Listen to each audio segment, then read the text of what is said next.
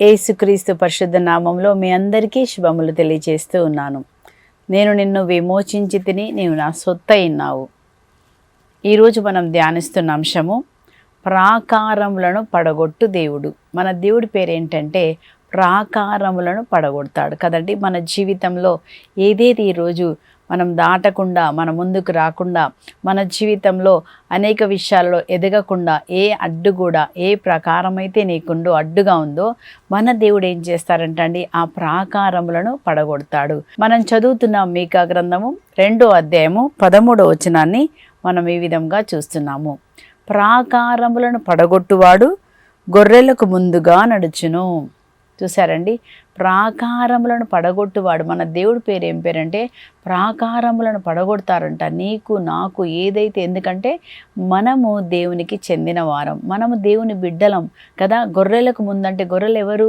మనం దేవుని గొర్రె, మనం దేవుని స్వరాన్ని వింటున్నాం, మనం ఆయన బిడ్డలం. కాబట్టి ఆయన ఏం చేస్తారంట, నిత్యము తన కనదృష్టిని మన మీద ఉంచి, కీర్తన 121 ఏం చెప్తున్నారు, నిన్ను కాపాడువాడు నిద్రపోడు, కునికిపాటు పడడు, మన మీద దృష్టి నుంచి మనల్ని కాపాడుతారంట. అవునా కాదా? మన చిన్న పిల్లలు ఉన్నారనుకోండి, మన చిన్న పిల్లలు 8th month నుంచి నడుస్తుంటారు, కొంతమంది 1 సంవత్సరం నడుస్తారు కదా. నడిచినప్పుడు మనం ఏం చేస్తాం, వారి మీద దృష్టి నుంచుతాం. ఎందుకు? వాళ్ళకి తెలియదు. ఆ చిన్నపిల్లలు అప్పుడప్పుడు అడుగులు వేస్తూ ఉంటారు, ఎప్పుడు పడతారో, ఏం వేస్తారో, ఏం చేస్తారని మనం ఏం చూస్తామంటే వాళ్ళ వంకనే చూస్తాం. ఏ తండ్రి అయినా తల్లి అయినా ఆ పిల్లల్ని అట్లా రోడ్డు మీద వదిలేసి బయట ఒకవేళ నడుస్తున్నారనుకోండి, బయట నడుస్తుంటే అప్పుడే 1 year బేబీని నువ్వే నడవని వదిలేస్తామా? వదిలేయం. ఏం చేస్తాం? మొత్తం కనుదృష్టి మొత్తం ఆ బిడ్డ మీదే పెడతాం మనం కదా. అదే విధంగా దేవుడు ఏం చేస్తారంటండి, మన ముందు వెళ్తాడంట. వెళ్ళి ఏం చేస్తాడు, ప్రాకారములను పడగొట్టువాడని ముందుగా వెళ్ళును. మనం అనాథలం కాదండి. ఒక అడ్డుగోడ వస్తే అయ్యో ఎవరు తొలగిస్తారు కదా. మగ్దల మరియ ఏడ్చింది, అయ్యో ఈ యొక్క సమాధి రాయి చాలా పెద్దగా ఉంది, ఎవరు తొలగిస్తారు? వెళ్ళేసరికి దేవదూతలు తొలగించారు. మనం ఎప్పుడైతే ఒక ముందుకు వెళ్తామో, మనం ఒక మంచి పని చేయడానికి వెళ్తున్నప్పుడు, మనము దేవుని కృపలో నిలబడినప్పుడు ఏం చేస్తారు, దేవుడు తన దేవదూతలను పంపి మనకు అడ్డుగా ఉన్నాయని కూడా తొలగిస్తాడు. ఈరోజు వాక్యం వింటున్న నీకు ఏది అడ్డుగోడగా ఉంది? నీ అనారోగ్యం అడ్డుగోడ ఉందా? అప్పు సమస్య అడ్డుగోడగా ఉందా? భయం అడ్డుగోడ ఉందా? వేదన అడ్డుగోడగా ఉందా? ఒక దుఃఖం నీకు అడ్డుగోడగా ఉందా? పిల్లల్లో ఉన్న చెడు అలవాట్లు ఉన్నాయా? లేకపోతే భర్తలో చెడు అలవాట్లు ఉన్నాయా? మనం ప్రార్థన చేయలేనటువంటి సోమరితనం నీకు అడ్డుగా ఉందా? అబద్ధాలాడేతనం నీకు అడ్డుగా ఉందా? ఏది అడ్డుగా ఉన్నా మన దేవుడి దగ్గరికి వచ్చినప్పుడు మన దేవుడు ఆ ప్రాకారము, ఆ అడ్డుగోడను, ఆ బలహీనతను పగలగొట్టేస్తాడు.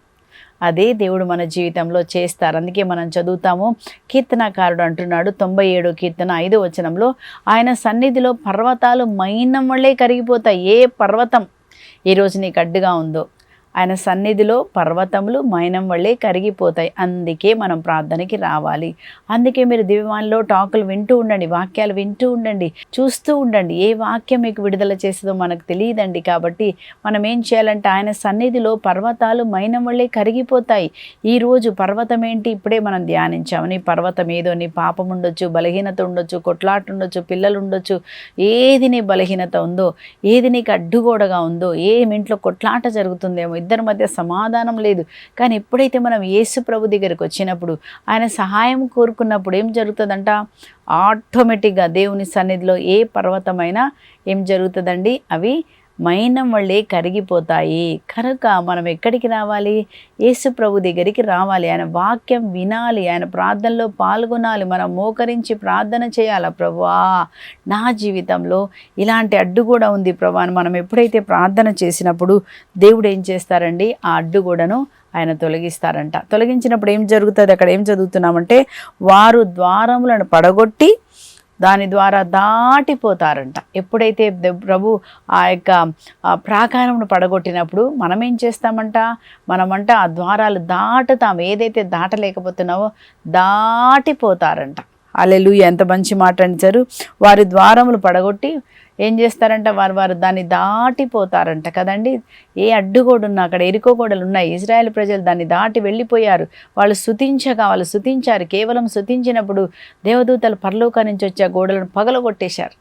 అదేవిధంగా మన జీవితంలో కూడా జరుగుతుంది. నీకు జయమున్నది, నీకు విడుదల ఉన్నది కదండి. మన దేవుడి పేరేం పేరు? విడుదల ఇచ్చే దేవుడు అని అతనికి పేరంట. నేను మిమ్మల్ని విమోచించి తిని మీకు నేను విడుదల కలగజేశాను కదా. దేవుడు సాతాను కృత్యములను లయం చేయడానికి వచ్చారు. విడుదలను మన సాతాను నుంచి మనకు విడుదల ఇవ్వడానికి యేసు ప్రభు ఈ లోకానికి మనుష్య కుమారుడిగా వచ్చారు. దేవుడు మనకు విడుదల కలగజేసే దేవుడు. ఆయన పేరే అది, మనం కలగజేస్తాడు కదండి. ప్రాకారం పగలగొట్టినప్పుడు ఏం జరిగిందంటే ఆ ద్వారాలు ఎక్కి దాటిపోయారంట. అదే విధంగా ఈరోజు మనం ఏది దాటలేకపోతున్నామో ఈరోజు ఆ ద్వారములు పడగొట్టబడి వాని ద్వారా దాటిపోదురుగాక. ఎరికో గోడలు వాటి ద్వారా పడగొట్టినప్పుడు వాటి ద్వారా దారిపోతామంట. అదే విధముగా ఈరోజు యేసు నామములో మనకు అడ్డుగా ఉన్న ప్రతి ప్రాకారములు పడగొట్టబడును గాక. వారి రాజు వారికి ముందుగా నడుచును. ఎవరా రాజు? యావే దేవుడంట. యావే దేవుడే మన నాయకుడు, యేసు ప్రభువే మన రక్షకుడు, ఆయనే మన కోట, ఆయనే మన బలము, ఆయనే మన సహాయకుడు. నీకు నాకు ఒక సహాయకుడు ఉన్నారు, ఆయన పేరు పరిశుద్ధాత్మదేవుడు. పరిశుద్ధాత్మదేవుడు మనలో ఉండి మనలో అన్ని బంధకాల నుంచి ఆయన విడిపిస్తారు. మనం ఎప్పుడైతే ఏం చేయాలి, దాని కొరకు మనం మొరపెట్టాలి. మనం మొరపెట్టినప్పుడు కార్యం జరుగుతుంది. మనం చదువుతున్నాం యెషయా గ్రంథం 65వ అధ్యాయము 2వ వచనంలో కూడా ఈ వాగ్దానాన్ని మనం చూస్తున్నామండి. దేవుడు యెషయా ప్రవక్త ద్వారా ఏమని చెప్తున్నారంటే, ఇదిగో చూడండి, నేను నీకు మార్గము సిద్ధము చేయుటకు కొండలను సదును చేయుదును. నీకు మార్గం సిద్ధం చేయడానికి, నువ్వు జీవితంలో పైకి రావడానికి, ఆరోగ్యంగా నువ్వు ఉండడానికి, సమాధానంగా ఉండడానికి, అసమాధానం ఏదైతే ఉందో దాన్ని ఏం చేస్తారంట, దేవుడు తొలగిస్తానంటున్నారు. అనారోగ్యాన్ని నీకు తొలగిస్తాను, భయాన్ని నీకు తొలగిస్తాను. దేవుడు ఏమన్నాడు, నీ కొరకు మార్గము సిద్ధము చేయుటకు నేను కొండలనే సదును చేస్తాను. దేవుడు ఒక్క మాటతో ప్రతి కొండ కదిలిపోతుంది కదండి. మార్కు సువార్త 11:23లో మనం ఏం చదువుతున్నాము, ఈ కొండను చూచి లేచి సముద్రంలో పడమని చెప్పి హృదయంలో సందేహింపక ఉండినచో అట్లే జరుగును. కాబట్టి మనం విశ్వాసంతో చెప్పాలి, యేసుక్రీస్తు నామంలో నాకు అడ్డుగా ఉన్న పర్వతమా యేసు నామంలో తొలగిపోయి రోజు అని మనం చెప్పినప్పుడు అట్లే జరుగుతుంది అంటున్నాడు. ఎందుకు? దేవుడు మనకు అధికారం ఇచ్చారు, తన మాటను మన నోటిలో పెట్టి ఉన్నాడు. వాక్యం ద్వారా కార్యాలు జరుగుతాయి కనుక వాక్యం విని వాక్యాన్ని చదివి వాక్యంతో మనం నోటితో పలికినప్పుడు మనలో ఉన్న అడ్డుగోడలన్నీ తొలగిపోతాయని మనం చూస్తున్నాం. ఇక్కడ దేవుడు చెప్తున్నాడు, ఇత్తడి ద్వారములను పగలగొట్టి ఇనుప గడిలను విరగొట్టెదను, చీకటి తావులలో రహస్యంగా దాచి ఉంచిన నిధులను నీ వశముగా ఉంచెదను.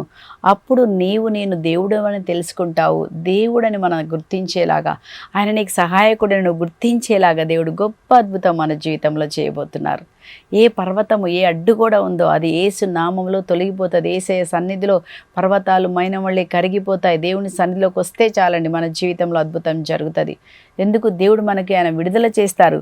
మనం చదువుతున్నాము ఇర్మియా గ్రంథంలో 50వ అధ్యాయంలో 33, 34 సైన్యములకు అధిపతి అయిన ప్రభు ఇట్లు చెప్పుచున్నాడు. ఏమని చెప్తున్నాడు చూడండి, శత్రువులు ఇజ్రాయేలులను పీడించిరి, వారిని చెరపట్టిన వారు వారిని తమ గుప్పిట పెట్టుకొని అటు ఇటు కదలనివ్వనవరి. ఏం చేస్తున్నారంట, శత్రువులు ఏం చేస్తున్నారంట, చెరపట్టిన వారు వారిని గుప్పిటలో పెట్టుకున్నారంట. గుప్పెటలో పెట్టుకొని అటు ఇటు అంటే ఏంటి, ఆ గుప్పెట అంటే ఆ యొక్క బంధకంలో పెట్టి బయటికి రానివ్వట్లేదు. ఆ బంధకము ఆ భయంలో పెట్టి, లేకపోతే ఒక త్రాగుడులో పెట్టి, ఒక అబద్ధంలో పెట్టి, కొట్లాటలో పెట్టి, ఈ లోక ఆశలలో పెట్టి, రకరకాలైనటువంటి చెడు అలవాట్లలో సాతాను ఏం చేసిందంట, ఈ లోక ఆశల్లో చాలామంది ఏం చేస్తారండి, రకరకాలుగా యూట్యూబ్లు చూస్తూ ఉంటారు కదండి. రకరకాలుగా పిల్లలు ఫోన్లలో ఆడుతుంటారు, దాని నుంచి బయటికి రాకుండా సాతాను గుప్పెట పెట్టుకుంటాడట. కానీ ఇక్కడ చూడండి శుభవార్త, అలాగా గుప్పెట పెట్టుకొని రాకుండా ఏ బంధకంలో ఏ వేదనలో ఉన్నామో, కానీ దేవుడు ఏం చెప్తున్నారో చూడండి. 34వ వచనంలో మనం చదువుతున్నాము, కానీ వారిని చెర నుండి విడిపించేవాడు బలాఢ్యుడు. చూసారా ఏమంటున్నారు దేవుడు, వారిని చెర నుంచి విడిపించే మన దేవుడు అంట బలాఢ్యుడు. ఏ చెరలో ఉన్నావో, ఏ బంధకంలో ఉన్నావో, ఏ బలహీనతలో ఉన్నావో ఆ బలహీనత కన్నా మన దేవుడు గొప్పవాడు. మన దేవుడు ప్రతి ఒక్క బలహీనతలను ఆయన మోసిన దేవుడు, ప్రతి బంధకాల నుంచి మనకు విడుదల కలగజేసిన దేవుడు. ఇక్కడ మనం చదువుతున్నామండి, ఆయనకు సైన్యంలోకి అధిపతి అయిన ప్రభువు అని ఆయనకి పేరు. ఏం చేస్తారంటండి, మనల్ని చెర నుంచి విడిపించే దేవుడు, బలాఢ్యుడైన దేవుడు కనుక మన తరపున ఆయన కార్యం చేస్తారు. పరిశుద్ధ గ్రంథం నుంచి ఒక సంఘటన చూద్దాం. దేవుడు మొరపెట్టినప్పుడు వాళ్ళకి ఎలా విడుదల చేశారు మనం చూస్తున్నాము. నిర్గమకాండం 3వ అధ్యాయము 7వ వచనంలో మనం ఏం చూస్తున్నామంటే, అక్కడ దేవుడైన యావే ఐగుప్తులో నా ప్రజలు అనుభవించు బాధలు నేను కన్నులారా చూసి తిని. మన దేవుడంట ప్రజలు అనుభవించే బాధలు కన్నులారా చూశారంట. మన దేవుడు ఎవరు చెప్పండి? నువ్వు పడుతున్న ప్రతి బాధ ఆయన చూస్తాడు. ఆయనకు తెలుసు. ఆయన పేరు ఎల్రోయి, అంటే చూచువాడు. మన దేవుడు రాయి కాదు, రప్ప కాదు, కన్నులు లేనివాడు కాదు, చెవులు లేనివాడు కాదు. నువ్వు చేస్తున్న ప్రతి ప్రార్థన వింటాడు. నువ్వు పడుతున్న ప్రతి వేదన ఆయన చూస్తాడు. ఇక్కడ ఏం చెప్తున్నాడు చూడండి, నా ప్రజలు అనుభవించే బాధలు నేను కన్నులారా చూచి తిని, దాస అధ్యక్షుల నుంచి వారి బారిన నుంచి విడిపించమని వారు చేసిన మనవి నా చెవిలో పడినది. ఏమంట, వాళ్ళు ప్రార్థన చేస్తున్నారు. అక్కడ ఐగుప్తులో వాళ్ళని చాలా హింస పెడుతున్నారు. బాధ పొద్దు నుంచి సాయంత్రం వరకు భయంకరమైన శ్రమ, భయంకరమైన హింస. వాళ్ళు పని చేయకపోతే భయంకరంగా కొడతారు, ఆహారం ఇవ్వట్లేదు, వాళ్ళు తట్టుకోలేకపోతున్నారు. ఆ పరిస్థితిలో వాళ్ళు ఏం చేశారంటే దేవుని దగ్గర మొరపెట్టినప్పుడు దేవుడు అంటున్నాడు, వారు పెట్టు మొర నా చెవిలోకి వచ్చింది. ఈరోజు నువ్వు కూడా ఏ శ్రమ భరించలేక, ఏ రోగం భరించలేక, అప్పు సమస్య భరించలేక నువ్వు మొరపెడుతున్నావు, మన దేవుడు ఆ మొరకి జవాబిస్తారు. చూడండి ప్రభు ఏమంటున్నాడంటే, అప్పుడు దేవుడు ఏం చేశారంటే, మొర వినినప్పుడు ఏం చేస్తున్నాడు? 8వ వచనంలో, ఐగుప్తు దేశీల ఇనుప పిడికిళ్ళ నుండి వారిని విడిపించుటకు నేను క్రిందికి దిగి వచ్చి తిని. చూసారా, ఏ ఇనుప సంఖ్యల్లో నేను బాధ పెడుతున్నాయో, ఏ దుఃఖం నేను బాధ పెడుతుందో, మళ్ళీ మళ్ళీ అదే తప్పులు జరుగుతున్నాయో ప్రభు ఇక్కడ అంటున్నాడు, నేను వారిని ఐగుప్తీల ఇనుప పిడికెళ్ళ నుంచి విడిపించుటకు నేను దిగి వచ్చి తిని. మన పరిస్థితిలోనికి దేవుడు దిగి వస్తాడు. నువ్వు ఎక్కడ కట్టబడ్డావో, ఎక్కడ వేదన ఉందో ఆ స్థితిలోకి వచ్చి దేవుడు ఈరోజు మనకు కూడా విడుదల కలుగచేయను గాక. ఎవరెవరు ఏ బంధకాల్లో ఉన్నారో యేసు నామములో బంధకం తొలగిపోవును గాక. భయం ఉందా తొలగిపోవును గాక. మన్నింపలేనితనము, కొట్లాట, భయంకరమైనటువంటి చెడు అలవాట్లు ప్రతి ఒక్కటి యేసు నామములో ఈరోజు తొలగిపోవును గాక. అంతేగా దేవుడు ఏం చేస్తున్నారంటండి, విడిపించిన తర్వాత ఏం చేస్తారంట అంటున్నాడు, విడిపించిన తర్వాత నేను వాళ్ళని ఎక్కడికి తీసుకెళ్తున్నారు చూడండి, వారిని ఆ దేశం నుండి భాగ్యవంతమైన, ఏ దేశము? బానిసత్వం అనే దేశం నుంచి భాగ్యవంతమైన విశాలమైన పాలు తేనెలు జాలువారు ఆ దేశానికి, కానా దేశానికి నేను నడిపిస్తాను. అదే దేవుడు మనల్ని విడిపించిన తర్వాత నేను ఎక్కడికి నడిపిస్తారు? పరలోక కానాకి. మనం దేవునితో ఉండేలాగా, ఆనందం సంతోషంతో ఉండేలాగా దేవుడు ఈరోజు నిన్ను నన్ను నడిపిస్తారు. మన దేవుడు ఎవరంటే ఆయన మనల్ని నడిపిస్తాడు. విడిపించి మనల్ని నడిపించే దేవుడిని మనం కలిగి ఉన్నామండి. కాబట్టి మనం ఏం చేయాలో మొదటిగా మనం చూసాము, మనం ఎప్పుడైతే మొర పెడతామో మన మొరకి దేవుడు ఏమిస్తారండి? జవాబిస్తారని మనం చదువుతున్నాం. కీర్తన 107లో కూడా అదే చదువుతున్నాము. 10వ వచనంలో ఎలా ఉన్నారంట ప్రజలు అక్కడ, కొందరు నిరాశాపూరితమైన అంధకారంలో నివసించుచు బాధగొల్పు ఇనుప సంఖ్యలచే బంధించబడ్డారు. కొంతమంది సాతాను శక్తులచే, బలహీనలచే రకరకాలుగా బంధించబడ్డారు కదండి. వేదనతో బంధించబడ్డారు, బయటికి రాలేకపోతున్నారు, డిప్రెషన్లో ఉన్నారు, వేదనలో ఉన్నారు, కొట్లాటలో ఉన్నారు, అనేకమైన చెడు అలవాట్లలో ఉన్నారు. కానీ దేవుడు ఏం చేస్తారంట చూడండి, అంతటా ఆ ప్రజలు ఏం చేశారంట, మొరపెట్టగా దేవుడు ఏం చేశారంట, వారిని అంధకారం నుండి వెలుపలికి కొని వచ్చి వాళ్ళ సంఖ్యలను ఛేదించాను. మన దేవుడు ఏం చేస్తారండి, మనం మొరపెట్టినప్పుడు ఏ అంధకారంలో ఉన్నావో, ఏ బలహీనతలో ఉన్నావో దాన్ని ఛేదిస్తారంట, నీకు విడుదల కలుగజేస్తారు. ఆయన పేరే విడిపించే దేవుడు, బలాఢ్యుడైన దేవుడు. మనల్ని సాతాను కృత్యం నుంచి విడిపించడానికి యేసుప్రభు ఈ లోకానికి వచ్చి ఉన్నారు. కాబట్టి మనకి సాతాను కృత్యంలో నుంచి ఆయన విడుదల కలుగజేస్తాడు. ఆయన నామం ద్వారా మనకు విడుదల. యేసు అని మీరు నోటితో పిలిచినప్పుడు యేసే నామం నీకు విడుదల కలుగజేస్తుంది. ఆయన రక్తం, యేసయ్య నీ రక్తం ద్వారా నాకు విడుదల కలగచేయమన్నప్పుడు యేసు రక్తం వలని అంధకార శక్తుల నుంచి విమోచించిన రక్తాన్ని వెలైచి నన్ను విమోచించాడు. కాబట్టి యేసు రక్తాన్ని రోజు మనం పిలవాలి కదా. మనం అందుకే జూలై నెలంతా కూడా యేసు రక్తాన్ని గురించి మనం ధ్యానిస్తూ ఉంటాం. ఎందుకు జూలై ఎంత పెట్టారంటే మనం మర్చిపోకుండా యేసు రక్తం తీసుకోవాలి, యేసు రక్తంలో మనం కడుక్కోవాలి. యేసు రక్తం పెట్టినప్పుడు రక్తాన్ని దాటి సాతాను రాడు.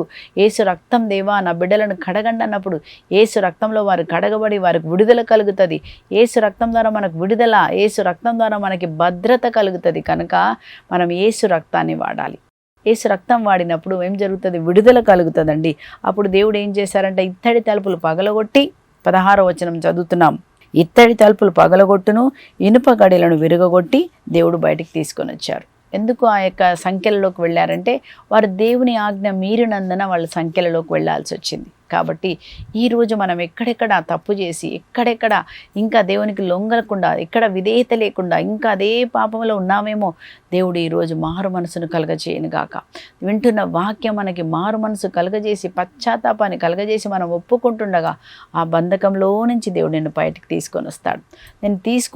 ఎంతోమందిని మనం చూస్తున్నామండి. ఎంతోమంది మీరు రండి, ముత్తంగిలో మీరు చూస్తున్నారు కదా, వడకాలు జరుగుతున్నాయి, అనేక చోట్ల వడకాలు జరుగుతున్నాయి. మీరు వెళ్ళి ఆ పాల్గొన్నప్పుడు అనేకమైన బంధకాల నుంచి అక్కడ విడిపించబడడం, రోగాలు స్వస్థత కావడం మనం చూస్తున్నాం. అక్కడ మన దేవుడు సజీవుడని మనము దేవుణ్ణి మనం స్తుతించండి చూసిన తర్వాత. కాబట్టి ఈరోజు మనమందరం కూడా ప్రార్థన చేద్దాం, దేవుడి దగ్గర ఆశ్రయిద్దాం, మనకి బంధకాల నుంచి విడిపిస్తారు. రెండోదిగా మనం చదువుదాం. మనం అపోస్తుల కార్యంలో మనము 12వ అధ్యాయంలో 1 నుంచి 19 వరకు అక్కడ మనం ఏం చదువుతున్నామంటే పేతురు విడుదల అని చూస్తున్నాము. అయితే పేతురు యేసుప్రభు యొక్క శిష్యుడు కదండి. ఏం చేశారంట, హెరోదు రాజు ఆయనని బంధించబడి చెరసాలలో పెట్టారంట. చెరసాలలో చూడండి, బంధించి ఆయన చెరసాలలో పెట్టారు. మనకు కూడా సాతాను రకరకాలుగా మనల్ని బంధిస్తాడు. దేని ద్వారా? చెడు మాటల ద్వారా, చెడు చూపుల ద్వారా, కొట్లాట ద్వారా, మన్నింపలేనితనం ద్వారా కదండి. ఇవన్నిటి రకరకాలుగా చెడు ఆలోచనల ద్వారా, ఫోన్లో చూస్తుండడం ద్వారా బంధించి పెడతాడు. అలాగే పేతురు బంధించబడి చెరసాలలో ఉంచబడెను. అంతేకాదంట, మళ్ళీ బయటికి రాకుండా ఆయనకి ఏం చేస్తారంటండి, 4 జట్లు, ఒక్క జట్టుకి 4 జట్లు, రోజు ఒకరి తర్వాత ఒక జట్టు తర్వాత ఇంకొక జట్టు తర్వాత 24 అవర్స్ ఆయన బయటికి రాకుండా చేస్తున్నారు. అదేవిధంగా సాతాను మన జీవితంలో కూడా ఏం చేస్తాడు, ఒక బంధకం నుంచి బయటికి రాకుండా మళ్ళీ మనల్ని శోధిస్తూ ఉంటాడు. మళ్ళీ నీకు ఆటంకాలు కలగజేస్తూ ఉంటాడు. కానీ వీటి ఆటంకాలన్నిటిని కూడా ఏం జరిగినా మనం ప్రార్థన చేస్తే అద్భుతాలు జరుగుతాయండి. ఇక్కడ మనం చూస్తున్నాం ఏం చేస్తున్నారు. అప్పుడు సంఘము ఆయన బంధించబడ్డాడు, లోపటున్నారు. 4 జట్లు అంటే 16 కదా, ఒక జట్లో 4 జట్లు అంటే అట్లా అంతమంది ఆయన చుట్టూ ఒకరి తర్వాత ఒకరు. ఇక్కడ మనం చూస్తున్నాము అపోస్తుల కార్యము 12వ అధ్యాయం 5వ వచనంలో, అందువలన పేతురు చెరసాలలో ఉంచబడెను. కానీ చూడండి, ఇది కానీ ఆయన చెరసాలలో ఉన్నాడు. కానీ ఏం చేస్తున్నారు, సంఘము పేతురు కొరకు పట్టుదలతో దేవుని ప్రార్థించుచుండెను. ఏం చేస్తున్నారంట, నిజమే చెరసాల ఉంది, మన ఇంట్లో కూడా బంధకాలు ఉన్నాయి మన ఇంట్లో. దాన్ని చూసి మనం ఏడవడానికి కాదు, మనం చూసి భయపడడానికి కాదు. నన్ను విడిపించేవాడు బలాఢ్యుడైన దేవుడు. ఆ దేవుని దగ్గర మనం మొరపెడితే మన దేవుడు మనకు సాయం చేస్తారు. ఇక్కడ మనం చూస్తున్నాం ఏం చేశారంట, కానీ సంఘము పేతురు కొరకు పట్టుదలతో దేవుణ్ణి ప్రార్థించారంట. దేవా పేతురికి విడుదల కలగచేయండి, దేవా పేతుర్ని విడిపించండి, ప్రభువా జ్ఞాపకం చేసుకోండి, నీ సన్నిధి దిగి రావాలా, దేవా దిగి రావాలా అని ప్రార్థన చేశారంట కదండి. సో మనం కూడా ఏం చేయాలి, ప్రార్థన చేయాలా. ప్రార్థన చేసినప్పుడు మత్తయి సువార్త 17:21 మనం చదువుతాము, ఇట్టివి ప్రార్థన ఉపవాసం తప్ప బంధకాల నుంచి బయటికి రాలేము కనుక మనం ప్రార్థన చేసినప్పుడు దేవుడు దిగి వచ్చి విడుదల చేస్తాడు. వాళ్ళు ప్రార్థన చేస్తే ఏం జరిగింది, అప్పుడు 7వ వచనంలో మనం చదువుతున్నాము, వారి ప్రార్థనకు జవాబుగా దేవదూత అక్కడ వచ్చినట్టుగా మనం చదువుతున్నాం. హఠాత్తుగా ప్రభుదూత అక్కడ ప్రత్యక్షముగా చెరసాల గదిలో ఒక వెలుగు ప్రకాశించాను. చూసారండి, ప్రార్థన చేసినప్పుడు ఎక్కడ వెలుగు వచ్చిందంట, ఎక్కడైతే బంధకం ఉందో, ఏ వ్యక్తి అయితే బంధకంలో చెరసాలలో ఉన్నాడో చెరసాలలోకి వెలుగు వచ్చిందంట. అలాగే మనం ప్రార్థన చేసినప్పుడు ఏ చెరసాలలో ఎవరున్నారో వారి జీవితంలో యేసు ప్రభు వెలుగుగా ప్రకాశిస్తారు. ఆయన పేరు వెలుగు. ఆయన అన్నారు, లెమ్ము తేజరిల్లము, నీ మీద దేవుని వెలుగు వచ్చి ఉన్నది, మన మీద దేవుడు ప్రకాశిస్తున్నాడు. మనం ప్రార్థన చేసినప్పుడు ఏమైందండి, ఆ చీకటి గదిలో, ఆ చెరసాల గదిలో ఎవరు వచ్చారంటండి, హఠాత్తుగా వెలుగు వచ్చాను. అప్పుడు దేవదూత రాగానే ఏం జరిగిందంట, వెలుగు రాగానే సంఖ్యలు వాటంతట అవి తెగిపోయాయి, తెగిపోయి వాళ్ళు బయటకు వచ్చారు. 10వ వచనంలో మళ్ళీ చూస్తాము, వాళ్ళు బయటకు వస్తున్నప్పుడు మళ్ళీ ఒక ఇనుపదారం ఉందంట. మళ్ళీ ఒక ఇనుపదారం, మనం కూడా ఒక్కోసారి విడిపించబడతాము, మళ్ళీ ఒక బంధకం వస్తుంది. కానీ వాళ్ళు ఎప్పుడైతే ఇనుపద్వారం దగ్గరికి రాగానే దానంతట అదే తెరవబడిందంట. సో వాళ్ళు బయటికి వెళ్ళిపోయారు. అదేవిధంగా దేవుడు మళ్ళీ నీకు ఆటంకాలు కలిగినా, ఎన్నిసార్లు పడిపోయినా, నీతిమంతుడు 7 సార్లు పడిపోయినా లేస్తాడు. కాబట్టి మనం ఏం చేయాలి, ఎన్నిసార్లు పడిపోయినా మనం ఏం చేయాలి, పట్టుదలతో మనం ప్రార్థన చేసినప్పుడు దేవుడు మన జీవితంలో ఆయన కార్యం చేస్తాడు. దేవునికి అసాధ్యమైనది ఏది లేదు, ప్రార్థన చేస్తారు. కదా మనం చదువుతున్నాం. కాబట్టి ఏం చేయాలి? ప్రార్థనతో పాటు వాక్యం కూడా మనం చదువుతున్నాం. మనసులో రకరకాలైనటువంటి బంధకాలు ఉంటాయి. భయము, కోపము, నిరుత్సాహము, ఇవన్నీ మన మనసులో ఉంటాయి. సాతాను మనసులో ఏం చేస్తాడు? కొంతమందికి నిరుత్సాహం అనే కోట కూడా కడతాడు, భయం అనే కోట కూడా కడతాడు, మన్నింపలేని కోట కూడా కడతాడు. ఇవి బయటికి రావాలంటే ఏం చేయాలంట? ఇక్కడ మనం చదువుతున్నాం 2 కొరింథీ 10వ అధ్యాయంలో 3 నుంచి 5 వరకు ఏం చదువుతున్నామంటే, ఆ యొక్క మనసులో కట్టిన దుర్గములన్నిటినీ వాక్యం చేత వాటిని మనము పడగొట్టాలి. వాక్యాన్ని మనం వింటున్నప్పుడు, నోటితో నువ్వు పలికినప్పుడు అప్పుడు ఏం జరుగుతుందండి? మనం ఆ బంధకంలో నుంచి బయటకు వస్తాం. ఒకవేళ భయం ఉంది, నువ్వు ఏ పని చేయలేకపోతున్నావు, అప్పుడు ఏమని వాక్యం చెప్పాలా? నీకు చేతగాటలేదు, ఏం చెప్పాలా? పిరికి ఆత్మ కాదు, దేవుడు నాకు ధైర్యపరిచే ఆత్మనిచ్చారు అని మనం చెప్పినప్పుడు పిరికి ఆత్మ వెళ్ళిపోయి ధైర్యపరిచే ఆత్మ వచ్చేస్తుంది.